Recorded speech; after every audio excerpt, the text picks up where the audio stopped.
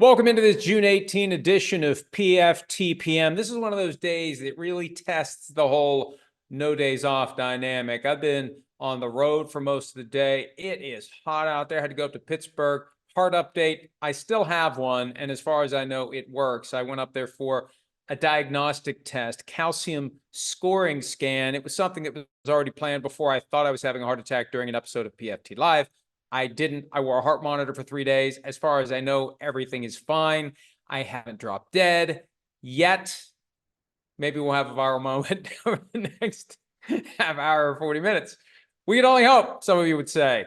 Some of the people related to me might say that as well. I hope I'm kidding. All right. If I would drop dead, maybe somebody would start a PFT Ring of Honor and put me in it. I just saw this, and I don't want to make a big deal about it. And to each his own.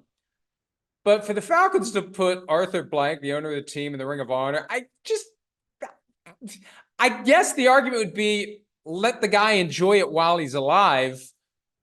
But I can't think of any owner that's put himself in his own Ring of Honor. Jerry Jones hasn't done it, and that's the ultimate litmus test of I'll do whatever the hell I want, including waiting forever to put Jimmy Johnson in, although he finally did that. So I just saw that and thought, okay, hey, when you have all the money you could ever want and then some, you do whatever you want. I did think it kind of undermined the Matt Ryan entering the Ring of Honor at the same time. Like, why not do Ryan this year and Blank next year, or Blank this year and Ryan next year, and Julio Jones will be in at some point.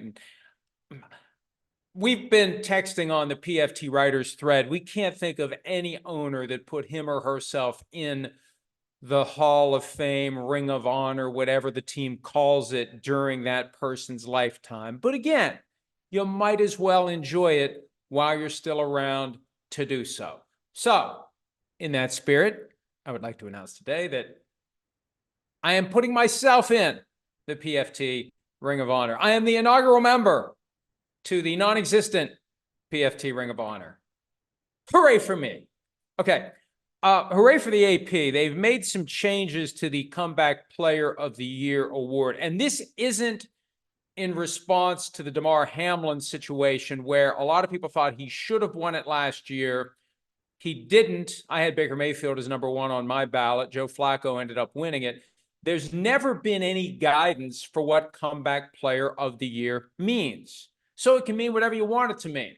And when Ryan Tannehill, Titans quarterback, previously with the Dolphins, won it in 2019, Shireen Williams, who has an affinity for Tannehill because he went to Texas A&M, she said, what did he come back from? Sucking? So I think what the AP is trying to avoid is giving out the Comeback Player of the Year award to a player who came back from sucking. That's the Shireen Williams rule. If you want to have something attached to your name into posterity, that would be it. The Shireen Williams rule, no coming back from sucking. And it was a push that began when Geno Smith won it in 2022. And I don't really know that you could say he came back from sucking. He just, and here's the standard. This is the quote from the AP. The spirit of the AP Comeback Player of the Year award is to honor a player who has demonstrated resilience in the face of adversity by overcoming illness, physical injury, or other circumstances that led him to miss playing time the previous season. So it can't be, I was on the bench last year and now I'm not, and now I'm playing, Comeback Player of the Year. It can't be, I was out of football because, let's say, I retired and I came back the next year, Comeback Player of the Year. It's got to be missing playing time due to illness, physical injury, or other circumstances that would lead the player to miss playing time. Now, look, at the end of the day, the voters can still do whatever they want. I think that the AP will nevertheless reserve the right to scrutinize the ballots of those who submit something that is just clearly inconsistent with the now defined letter and intent of this rule. And a question I need to ask, because I tried to vote for Brian, what's his last name? The Commanders running back who was shot in August and ended up coming back and playing that year. I tried to put him on my ballot, and my ballot got rejected because college players couldn't be part of this. I need to find out, will college players now be allowed? Because this says, player who has demonstrated resilience in the face of adversity by overcoming illness, physical injury, or other circumstances that led him to miss playing time the previous season. Actually, that wouldn't even apply because he was shot during training camp, preseason. So the prior season, now I guess you could argue that a guy who has some sort of injury in college then comes back and plays well the next year would be eligible. This just shows that the clarification may be incomplete because I would want to reserve the right. Let's say a guy has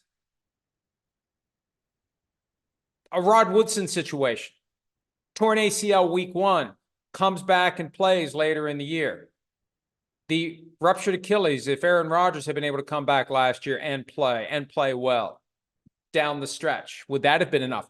It didn't take much for Joe Flacco to win it last year, playing down the stretch. So I have a feeling there's going to be some issues as this is applied in the future, because there will be some circumstances that will involve coming back from adversity this season, not last season, but this season. So they may have to take a closer look at that. I'm just kind of seeing this the first time. Again, I was traveling today and I knew this was happening, but there was only so much I could do while I was not driving. When I stopped, when I got to where I was, sent some emails, sent some texts, make some phone calls, MDS handled our post. The other thing that gave me pause about this at first, and at the end of the day, I really don't care, because this is one of the risks you take if you're going to bet on events that have nothing to do with what happens on the field. When you're going to place wagers on subjective voting, you assume the risk that you would have already placed a bet on comeback player of the year, and then they change the standard. And I think they thought about doing this last year, maybe during the season. And there's some people out there who had bet on Damar Hamlin that probably wish they had. But ideally what would happen is, in the gap between handing out one-year award and the sports books putting up odds for next year, that's when the rule would change, because you've had people making wagers on the assumption that it could be coming back from sucking. If you look at the leading candidates for now, as it relates to the odds that are listed out there, they all would be guys who fit this new definition. But even broader than that, sports books, you put those odds up at your own peril. Bettors, you place those wagers at your own peril. I don't like those bets. I don't like bets that are based on anything other than what happens on the field. So if you made a bet under the notion that someone is going to come back from sucking, it sucks for you, because that's now not going to be a factor. It's got to be somebody who missed time due to injury, illness, or other circumstance the prior year. Remains to be seen if Brandon Aiyuk misses time in training camp. He held up for all of the offseason program, $100,000 fine for missing mandatory minicamp. His salary for 2024, 5th-year option, $14.1 million. That's clearly insufficient. And whatever the 49ers have offered to date is not good enough. I firmly believe that before the draft, he had authority to shop himself via his agent in a potential trade. And, the problem is you got to find somebody who's willing to pay Aiyuk and give the 49ers whatever they would want. It's just too much. And at some point it morphed into the possibility of just trading Deebo Samuel instead of trading Brandon Aiyuk. Neither was traded. The Steelers reportedly were interested in both. I know at one point the Steelers called the 49ers about Aiyuk around scouting combine time and were told he's not available. That changed at some point. Deebo Samuel was available at some point, but it's just too much, too many moving parts. Got to make the team happy, got to make the player happy, specifically as it relates to Aiyuk. With Samuel, you could just trade for the contract, but anytime you trade for an existing contract, you're running the risk that the guy's going to say, hey, I want more, and then you have a problem for yourself. If you're going to trade for Aiyuk, you know damn well you better get him under a new contract because he's not happy. It's like Hassan Reddick. Not that that stopped the Jets, but Aiyuk, don't trade for him unless you do a new contract. The bigger issue at this point is, what can the 49ers get that makes a difference this year? What do you get? You'd have to get a veteran player you could plug and play. What do you want? What would another team give up to get Aiyuk? It makes it tougher once the draft has come and gone, because unless you find a current player that you would happily take on from another team, you're getting 2025 draft picks, one or two or more, who knows? So it's going to be more difficult now for the 49ers to do it. I still believe they were hoping they could hold it all together for one more year.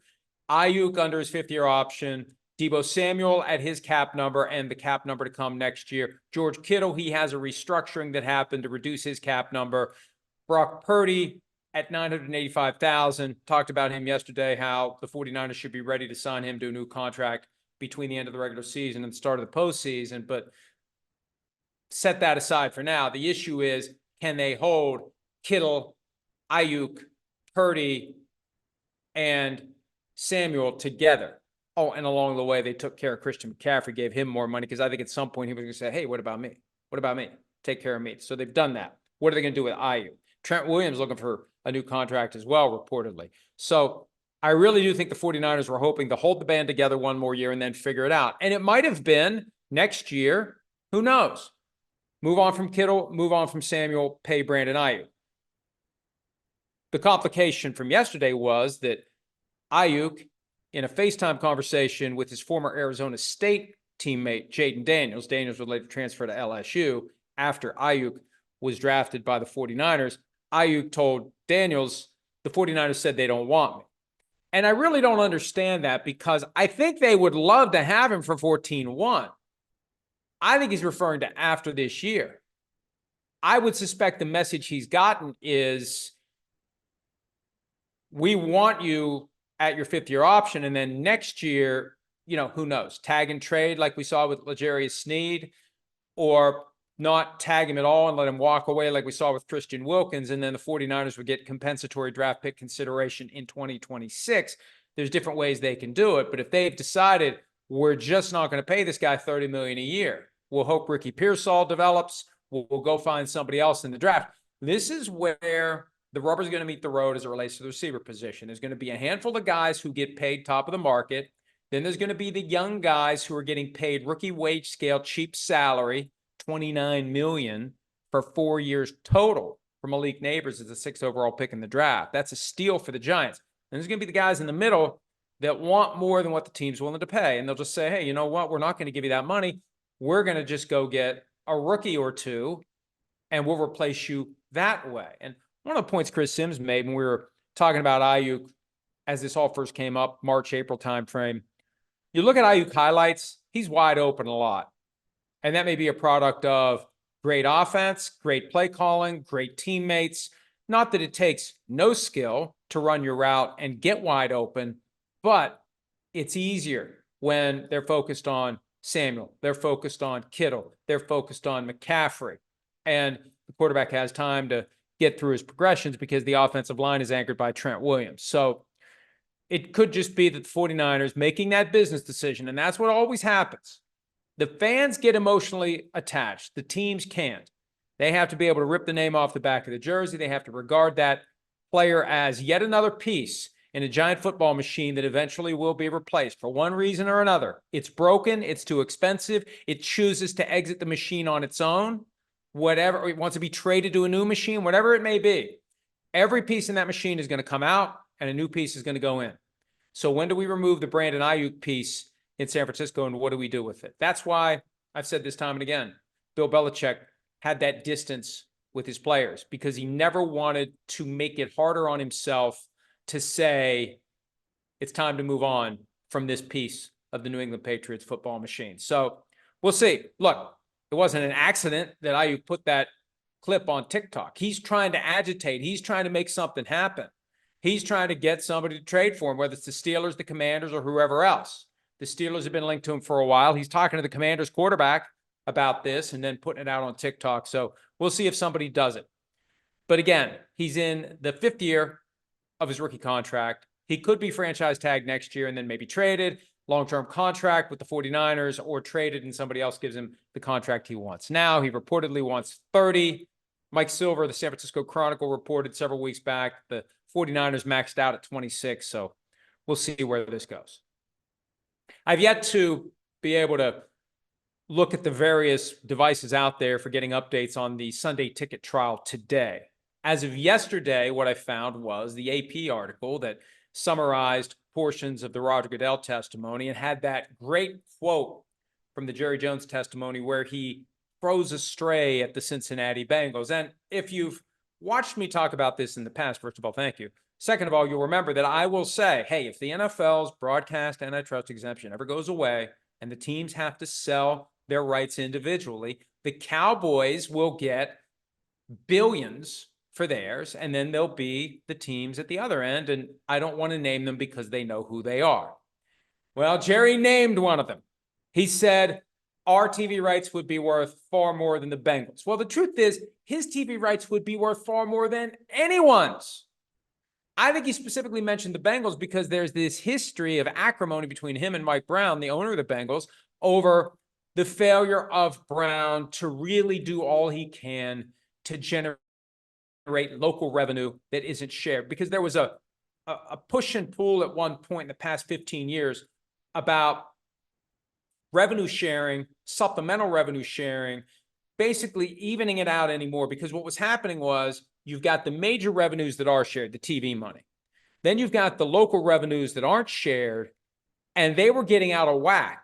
So what happens is when the salary cap is determined by all the revenues earned, local and shared, all that money, if there's a disparity, all that money goes into the same bucket. The salary cap and the salary floor end up higher from a percentage standpoint for the teams that don't have the revenue.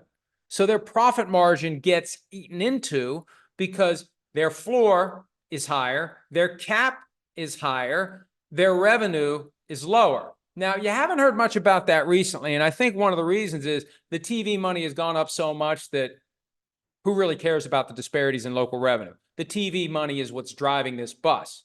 And the TV money is the thing that's always been shared dating back to the 60s. It was very magnanimous of people like Wellington Mara, the Giants owner, when the Giants were the most attractive property, the New York-based NFL team, willing to share revenues with all franchises. It's been that way for 60 years. Sports Broadcasting Act of 1961 created the broadcast antitrust exemption that allows the NFL to sell the packages as a bulk league to the broadcast networks. That's one of the things under attack in this case, because the argument is the premium product, Sunday ticket package, priced at a number aimed at protecting CBS and Fox's investment, that falls beyond the broadcast antitrust exemption and exposes the NFL to antitrust liability. Yesterday, when Roger Goodell testified, predictably, he defended Sunday ticket as a premium product. Jerry Jones is committed to revenue sharing on the TV side. It would be flawed, he said, to do it any other way. 2 points for today. One, I've alluded to this at PFT, and I spoke about this on Pardon My Take late Sunday night in the episode that dropped on Monday morning. I think the NFL realizes on the facts it's screwed in this case, and that the NFL, first of all, will do everything it can to still win on the facts. I think the NFL knows it's got the law maybe on its side, or more accurately, it's got this system on its side. Because what the NFL will do, and let me rewind to the beginning of the current class action. The case was dismissed by the trial court judge. The Ninth Circuit Court of Appeals, which encompasses California and other states on the West Coast, reinstated the lawsuit. I think, well, this isn't a reach. I know if the NFL loses, it will appeal to the Ninth Circuit, and then if it loses there, the next path is the U.S. Supreme Court. Now, step one is to get the Supreme Court to even take up the case. Step two, you hope the Supreme Court will overturn the verdict and find, for example, that the broadcast antitrust exemption encompasses the premium product of Sunday Ticket. The NFL did nothing wrong. Bang the gavel. Multi-billion-dollar verdict goes away in the blink of an eye. And I had forgotten about this because my internet son, PFT commenter, and I were joking about the Supreme Court. And if you follow the news, you know about the Clarence Thomas stuff and the flag flown upside down by Samuel Alito. And PFT commenter made a joke along the lines of a Harlan Crow type trip for Clarence Thomas. And I said that the NFL flag will be flying upside down at the Alito house. And it hit me today. And this is the sickness that I have. I have many personality afflictions, but one is I spend way too much time thinking about this shit. I was laying in bed this morning, kind of coming out of whatever the weird dreams are that we have that we partially remember and mostly forget. And I remembered last year when Clarence Thomas was first in the spotlight for this issue of, is he receiving benefits he shouldn't be receiving? There was the thing about the Cowboys and the Super Bowl ring he got from Jerry Jones and the connection to Jerry Jones and Jerry Jones putting a word salad out there to try to downplay all of it. If this case ends up before the U.S. Supreme Court, and if Clarence Thomas is still on the Supreme Court at the time, will he step down? Will he recuse himself? There's been a stubbornness about the Supreme Court justices acting the way that I always thought judges would and should when they're in a situation where they are compromised. So would Clarence Thomas step aside in that case? Now, he hasn't stepped aside in another high-profile case that deals with an issue that he's been involved in via emails and other communications his wife engaged in at the time the events were happening. And you've got the Alito thing with the wife flying the flag upside down and Alito saying it was her, it wasn't me. And basically I can't force her to fly it straight up or whatever it was. Look, I don't want to make this political. My point is this. The NFL's silver bullet could be the Supreme Court. And even if they get hit for a $7 billion verdict that gets trebled to $21 billion, Ninth Circuit, then the U.S. Supreme Court, and maybe Clarence Thomas delivers on that Super Bowl ring. Maybe he earns himself another one if the Cowboys ever get back. First, you got to get to the NFC Championship game before you can even get to the Super Bowl, and it's been 28 years. So Clarence Thomas probably had that Super Bowl ring for a while. It's at least 28 years old, if not older than that. One other legal issue to get to. What happened in late May was the judge presiding over Jim Trotter's case against the NFL and NFL media was resolved. The motion to dismiss was resolved with just like a one-page order. And the upshot of it, and the NFL won some and lost some, but the NFL wanted to win all of it. The NFL wanted to get rid of the case in its entirety. The NFL lost on the question of whether or not Trotter can proceed with a lawsuit against the league for retaliation for engaging in protected activity under the civil rights laws. Basically, Trotter's argument is he complained about racial inequity in the workplace multiple times. He did it twice at the Super Bowl press conference, back-to-back years. Posed the question to Commissioner Robert Goodell what the hell? It's been a long day. Roger Goodell in that, what the hell? I've never thought of him as Robert. Am I thinking Robert Goulet? I don't know. But again, it's been a long day. Roger Goodell twice faced that question. And you can read the post at PFT, but the bottom line is this. It was refreshing to see common sense prevail. So often when you get in the weeds of what was in this case, a 38-page opinion addressing the arguments, and I've read so many of these things over the years. I get flashbacks. I get PTSD when you just have to really be patient. And I've got the attention span at times of a gnat. So when it's time to sit down and read a 38-page ruling, it's like, good God, oh my God, how am I going to do this? But it takes them so long to get to the point. There's so much of the legal process goes like this. It feels like it's objective, but it's inherently subjective. the whole concept of precedent. When it's time to determine how you're going to rule in a given case, you're guided by decisions made by past courts in similar circumstances. And if it's the same court system, that has a lot more weight. Sometimes it comes from other court systems, other federal circuits, other states, whatever the case may be, but the facts are more similar. So, hey, there's a case from, however many years ago in Montana that had this exact issue, these exact facts, and here's what the judge did. So, maybe I should do that too.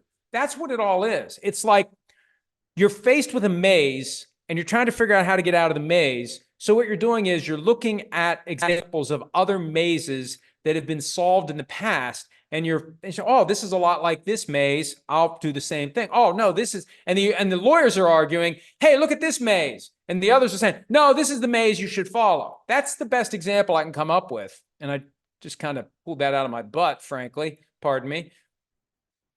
That's how it works. So my point is this. It's this maze of these mazes that are carved up and put together to guide the legal analysis. At the end of the day, though, it's just common sense. And for Jim Trotter, it's pretty simple. He had been complaining, he had been complaining, he had been complaining.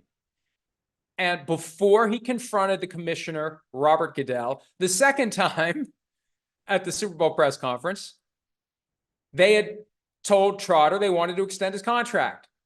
At some point after he embarrassed the commissioner at the Super Bowl press conference, the mood changed. And all of a sudden, there's no new contract for Jim Trotter. And one last point to anyone out there that would say, all they did was not renew his contract, that still counts as firing him. Because when your contract expires, you either get a new one or you become an at-will employee.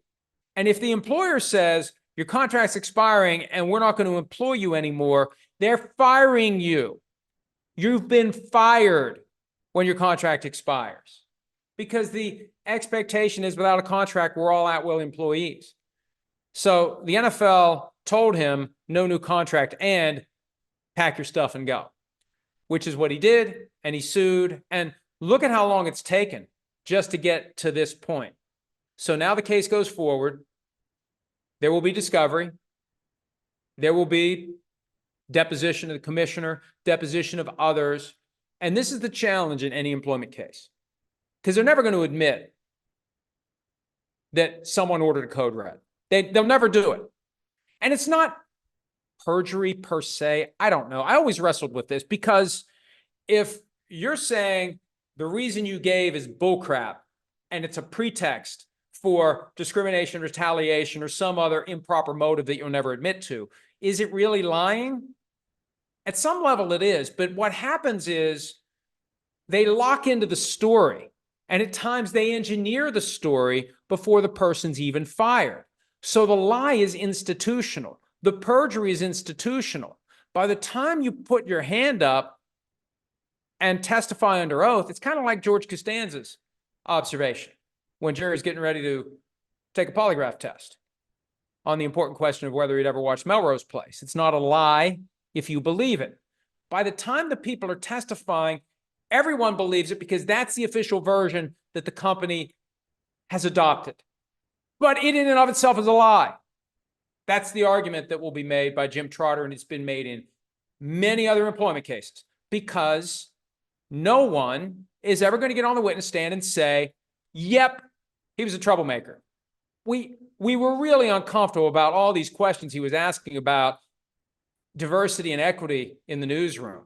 We can't have that. You got to have better sense than that if you want to work for us. You can't be embarrassing the commissioner with those questions. Yeah, he had to go. No one's going to say that. So they're going to have some other cockamamie excuse, and that's how it works. This isn't specific to the NFL. You come up with your cockamamie excuse, and you roll the dice and see what happens. And meanwhile, you appeal and you fight and you make it about the plaintiff and not about you. I dealt with that. I don't miss it. I served my time. At times, I really do wonder, am I adding anything to society? Because when I was doing that, there's a certain Robin Hood quality to it. You're fighting for justice for people who don't have a voice, especially employment cases. Injury cases are different because somebody gets rear-ended. and it's clearly the fault of the other driver, it's just a matter of making phone calls and putting documents together and convincing the insurance adjuster how much should be paid. When you take on an employment case, when a major company has fired someone and you're pushing back against an army of lawyers and this institutional position that goes against your client, and they come after your client with anything and everything they can dig up about your client, it's a fight. It's exhausting. And that's why I don't miss it. 20 years of it. And I really didn't do that for 20. I did that for about 10. It wears you out quickly. All right. I probably worn you out going on and on about that. Let me see if there's any questions here. I have not looked at these at all. So I can't even vouch for whether or not there's any here that are any good. And I can't even remember what the GIF was. I'll put the GIF there so when I scroll through, I can find it. Where is it? Where is it? Where is it? I think I missed it. Where is it? I can't find it. I thought I did it. Maybe I didn't. Maybe I didn't. Maybe I'm off the hook. Oh, here it is. Damn it. Only 26. Let's see what's here.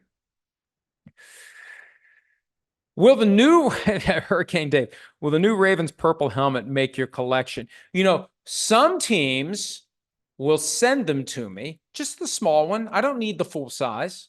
The Falcons sent the small one last year. They probably won't be sending any updated helmets anytime soon from Atlanta, but the Ravens have no reason to, to be upset. So Ravens, you know how to find me. I'd love to have a purple helmet to put down in the barn. I will take a picture of it and put it on social media so you at least get your $29.99 worth if you do it.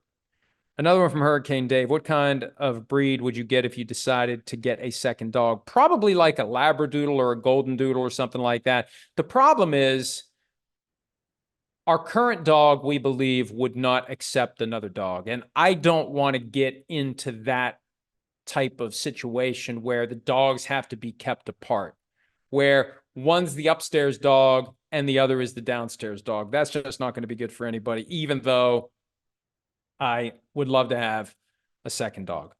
Macy is basically my wife's dog, and my hope would be that the second dog would be my dog. The reality is the second dog would probably lock on to my wife the same way Macy did. Mark Queen says, Dak contract, exclamation point. Yeah, that's news to me. I haven't seen any news that Dak's getting a deal done. I don't expect it to get done.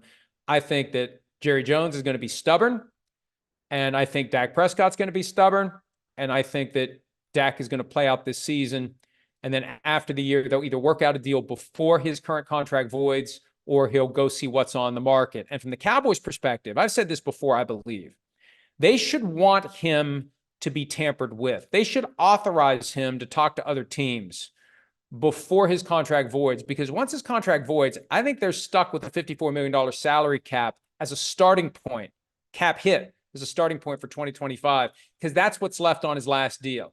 And the only way you can move that money around and kick that can is if you extend the deal before that contract voids. So basically, I would want to know if Dak's leaving before that contract voids. And if he's staying, I want to redo the contract in a way that can get that cap number under control, if there's even a way to feasibly do it. That's a problem with the franchise quarterback contract.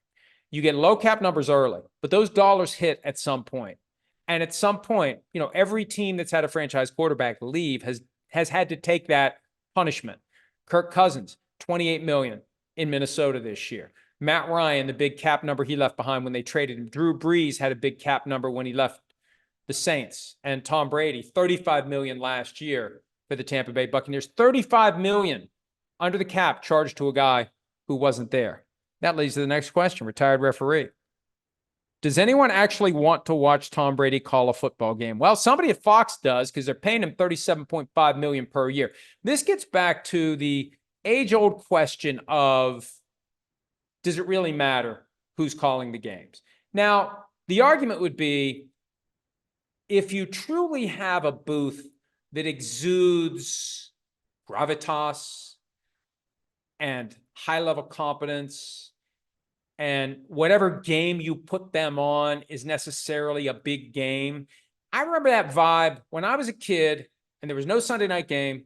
It was two windows on Sunday and Monday night with some minimal exceptions. Pat Summerall and Tom Brookshire. That was a big game. That was a game to watch if they were doing it. That was the game of the week as far as the NFL was concerned, if it was Summerall and Brookshire. I don't know that that applies anymore. I don't know that that message is sent anymore because the voices are identified with windows, not, oh, this must be a huge game because this person's calling it. And with Brady, my concern is if I was Fox, I'd look at this and say, are we kind of setting this guy up to fail? Because the best he can do is meet ridiculously high expectations. Anything less than that is going to be regarded as a partial failure. And I don't know how well he's going to do. I don't think he knows. I don't think he knows which tone he's going to take. You don't want to be, get off my lawn, we did it differently, we, I, me. That's the Joe Montana thing that caused him to be a disaster, frankly. Love Joe Montana as a player, disaster as a broadcaster. Bill Walsh, one of the great coaches of all time, I, me, we. People don't want to hear that. And people don't want that sense of, get off my lawn, old man yells at cloud, these guys all stink, I'm better than them. So how do you strike the balance between real criticism, real scrutiny, but coming off as bitter old man who doesn't play anymore and wants to talk about the glory days that have passed him by? I don't know. Good luck. You look at what happens to Tony Romo on social media. Good luck to Tom Brady. And the other thing too, he got booed when he was introduced to hand out the UFL Championship MVP award in St. Louis, because there's fans in St. Louis that at some level, right or wrong, still believe that something untoward happened in Super Bowl 36. There's going to be places Tom Brady goes. I mean, I was hoping that 49ers-Bills game was going to end up on Fox because they're going to be lobbing some things up into the booth whenever Tom Brady calls a game in Buffalo. Maybe he never will. Maybe they'll be smart enough to keep him out of Buffalo indefinitely. But there's going to be places he goes where they just don't like him. He goes to Baltimore, they don't like him. He's identified with kicking the asses of a lot of teams. And he's going to be still regarded as partially a villain. So, the best thing he can do is forget that he ever played and become a new identity, a new personality as a broadcaster. To the point where eventually the hope is the audience doesn't even realize this guy ever played. Now, good luck with Tom Brady getting to that point. But like John Madden, like by the time John Madden was John Madden, most people weren't aware that he had even coached. And there have been certain players over the years that have become studio analysts, booth analysts, where they do it for so long and it's so seamless and it works so well.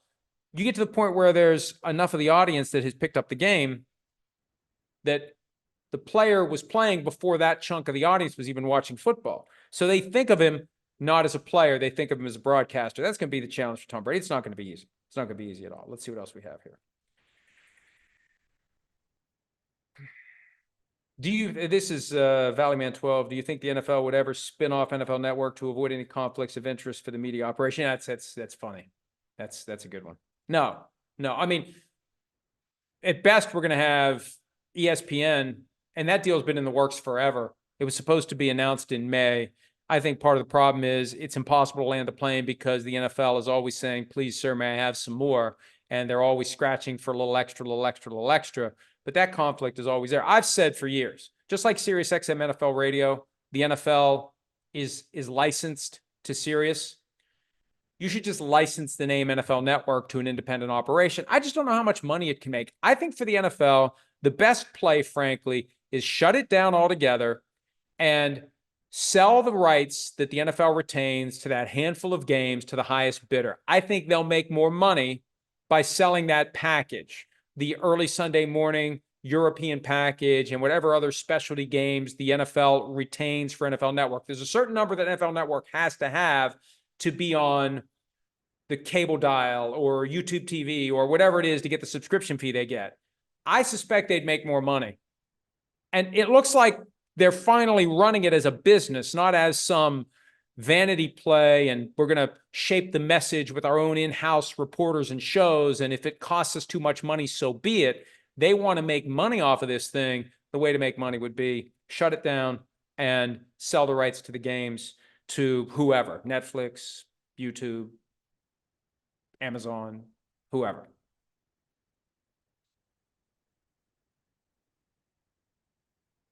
Sam Eichenlaub.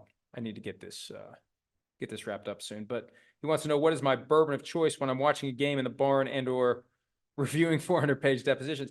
I've lost my taste for bourbon, and that's a real problem for me because I have like 100 bottles of it between the house bar and the barn bar, and I just don't drink it anymore. I drink Di Serono and Sprite Zero on ice. My wife got me. She's gotten me some great gifts in recent years that have made their way to the barn. There's that great Vikings 3D logo with LED lighting behind it that is just awesome. Handmade. Guy in North Carolina made it, and it looks great down there. If you've seen videos of the barn or pictures of the barn, you've seen it. This year, Christmas, she got me an ice maker for the barn. And my first reaction was like, I just take ice down from the house. Then we got the thing hooked up, and it is awesome. It gives you like that restaurant quality, little tiny ice pellets. And I've got a thing on my phone. Like if I'm going down to the barn in an hour, I pull up the app, I hit the button, and through the miracle of modern technology, there's a bucket full of ice, freshly made when I go down there. It is awesome, but no bourbon.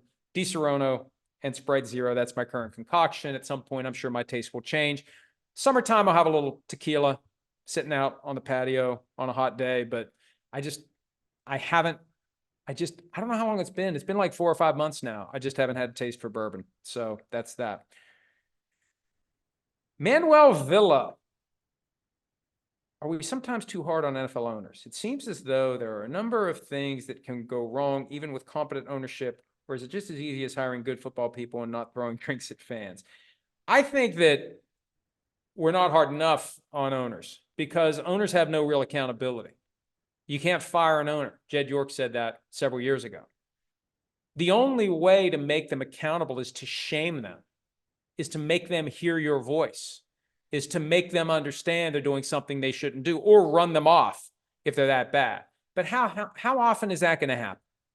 The planets had to line up just right, and it still took years before Washington fans got what they wanted with the kind of forced sale of the Commanders by Daniel Snyder. So, you know, if you're a fan of a team and there's a bad owner, you're stuck until that person sells or dies. And there's no guarantee that the next owner is going to be any better. The thing that drives me crazy, but that also makes this sport so fascinating to me, multi-billion-dollar football operations owned and operated by family food trucks. And the dysfunction starts there and trickles down to the football operation. And I just love that part of it. But if you're a fan of a team that doesn't have good ownership, look no farther than that to explain why that team is always struggling to end up being competitive. Let me try that again. Nuevo huevo. Does that mean new egg? I think that means new egg.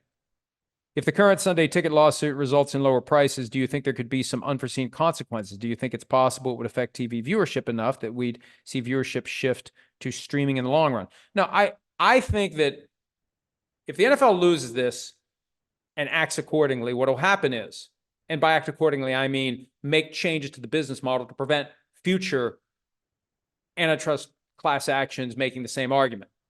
I think what happens is more people get Sunday ticket. Sunday ticket is cheaper.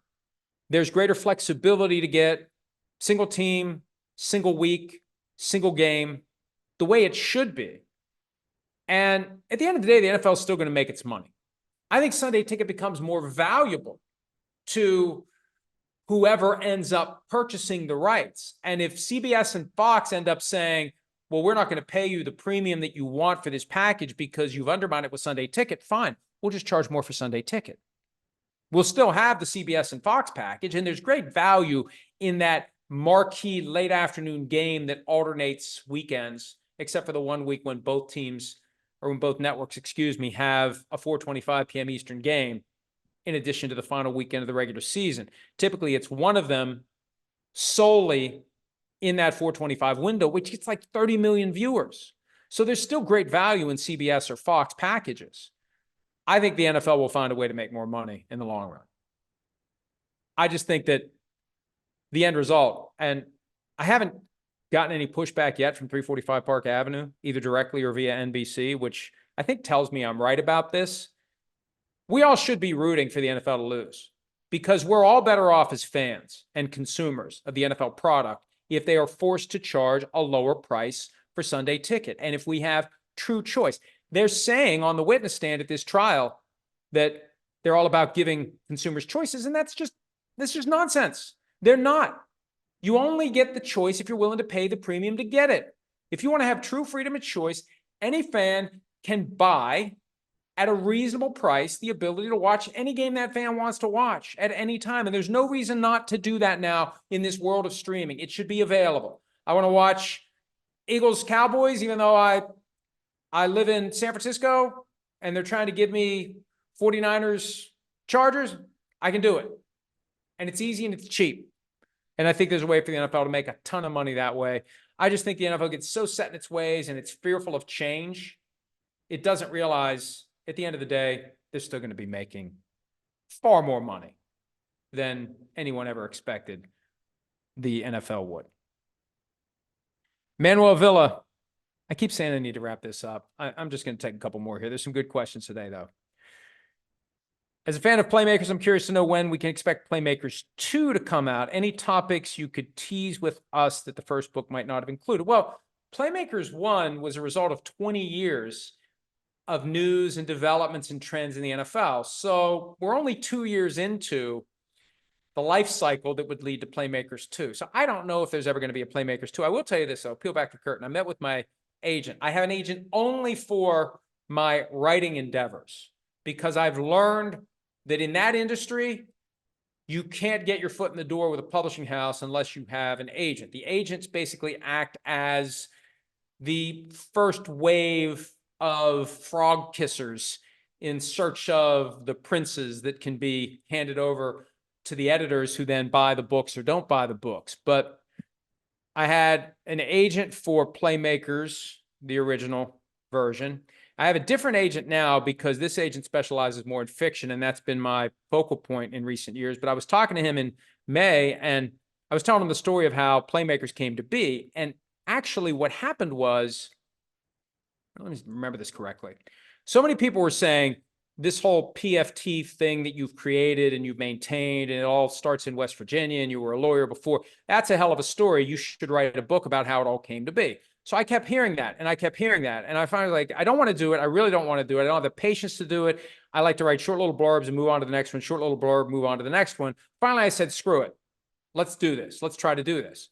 So I made the pitch to my prior agent, and he said, nobody cares about that, but there could be a way to come up with something that would work as a nonfiction offering that a publishing house would buy and put in bookstores coast to coast. And that is what ultimately resulted in Playmakers. So I've been walking around for the last 5 years thinking nobody cares about the story of PFT and everything that led to it and how I first discovered the NFL and things that, you know, when I sit around and think about it, it's like, I don't really care. Why would anybody else care? But I was telling my agent about that last month in New York, and he said, you know, that could be good.